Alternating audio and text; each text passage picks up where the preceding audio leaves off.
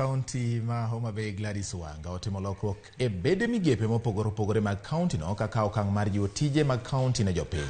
E bad migawo mar thieth Dr. Kevin Osuri ma osebedo apisa mar thieth e sab kaonti mar Rangwe oter kaka apisa maduong' mar thieth e kaonti e yor kojolo kao kar Dr. Gerald Keche ma otere e migawo mar teko kod mwandu mag lowo.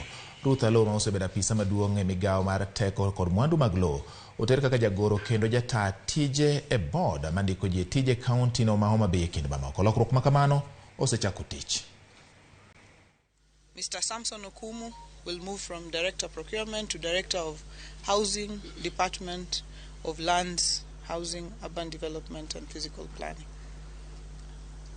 Ms. Ruth Alo will move from Chief Officer, Department of Energy and Natural Resources, and will act as the Secretary or CEO to the Public Service Board. The above changes are specifically meant to ensure prudent management of our county resources, inspire transparency in our accounting and procurement services, improve the delivery of medical and healthcare services, and inculcate best practices in our human resource management.